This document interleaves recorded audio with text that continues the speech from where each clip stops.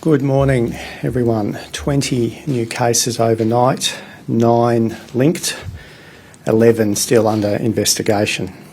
7 were in quarantine during their entire infectious period.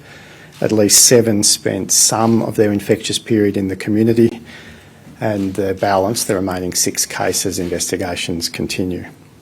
We've had a slight increase in the number of people in hospital, up to 10. And we have 2 people now in intensive care, 1 requiring ventilation. Yesterday, nearly 3,400 tests were conducted. This is a good level of surveillance across the community. So thank you to those who came forward for testing. A reminder that if you have any symptoms, please come forward for testing immediately. You must isolate whilst awaiting your test result. So don't go to the testing centre via a supermarket or a drive-through. This is one of the areas of risk that we have experienced. In compliance, generally good feedback from ACT Police, Access Canberra and WorkSafe ACT. 662 traffic stops yesterday and only 3 directions to leave the ACT. Business compliance continues to be very good, with the 2 consistent themes that I've been raising every day now. Incorrect or not wearing of masks in some business settings, and workers not checking in to their place of work. So just another reminder, the whole point of masks is to protect you, your work colleagues, and any customers that you have any interaction with. So it's important to wear a mask and to wear it properly, please. On the vaccination front, another great day, a record for vaccinations in the Territory. 4,737 receiving either their first or second dose. I can report that 80% of our over 70s population are now fully vaccinated. I believe we are the first jurisdiction in Australia to achieve that milestone for our over 70s population. Based on the first doses of that age cohort, we expect to be able to reach over 95% fully vaccinated in the coming months. More than 90% of our over 50s population have now had a first dose of the vaccine. And we also expect this cohort to reach more than 95% fully vaccinated in the coming months. The first dose rates for 40 to 49-year-olds is currently at 85%. And again, I think this is an encouraging sign that this age cohort will track towards 95% fully vaccinated in the coming months. Demand for vaccines in the ACT remains very strong. There are 75,000 people now booked for their first vaccine dose at ACT government clinics, the vast majority of these being Pfizer bookings. We have close to 250,000 people who have now received at least 1 dose of a vaccine. We can expect to have at least 325,000 of our city's residents vaccinated, and this could grow even larger with additional vaccinations being provided through our primary healthcare network. The key thing to look at here will be the take-up of the Moderna vaccine through pharmacists when that arrives later this month.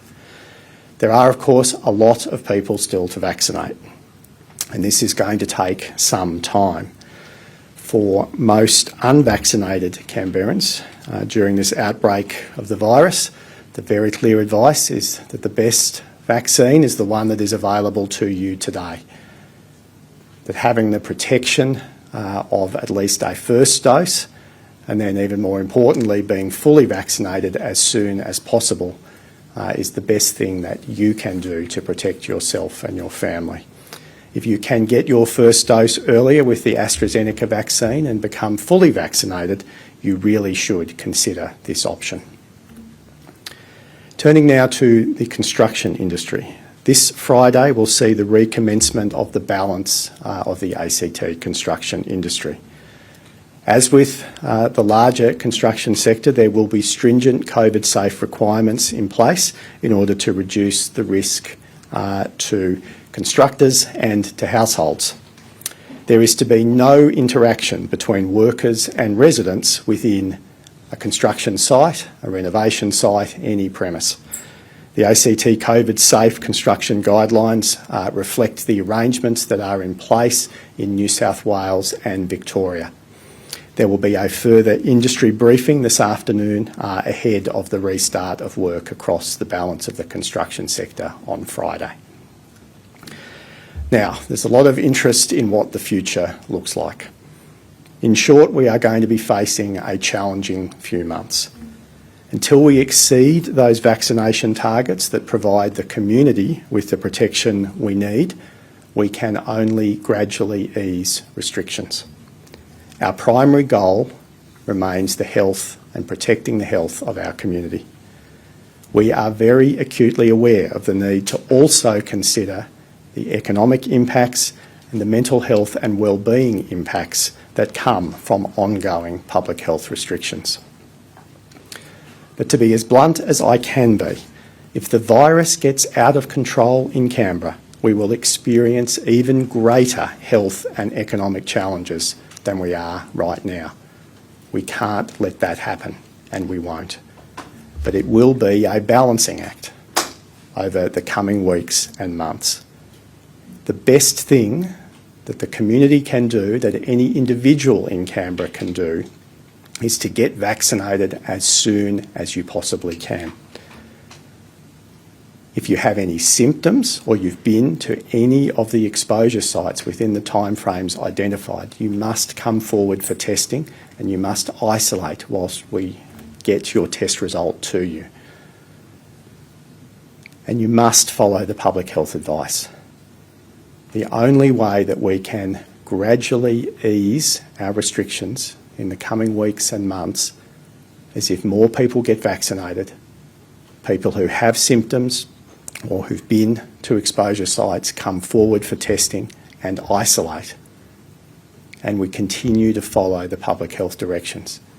If we all do that, then we can gently step our way out of the situation we are in now. If it goes the other way and we see our case numbers explode, we will not be able to further ease restrictions in the coming weeks. So our preferred pathway, in partnership with the community, is to see vaccination numbers continue to set new records day on day, that those who do unfortunately contract the virus through no fault of their own come forward for testing, isolate and quarantine, and that everyone follows the public health directions to protect each other. Now, I know there's some people who really just don't seem to care about the rest of the community. But for those people, care about yourself and those closest to you. Because most of the transmission is occurring when someone gets infected and brings the virus back into their own home and infects the people closest to them. That's the saddest part of what we've been seeing over the last 4 weeks. So in conclusion, for those who've joined late, a quick recap. 20 new cases, 9 linked, 7 in quarantine during their entire infectious period, at least 7 infectious in the community for part of the time, and 6 still under investigation. 10 people now in hospital and 2 in the care of our wonderful team in the intensive care unit at Canberra Hospital. And as always, our thoughts are with the family and friends of those individuals. It's tough, and it would be incredibly hard if one of your loved ones was in intensive care. So we send our love to those families.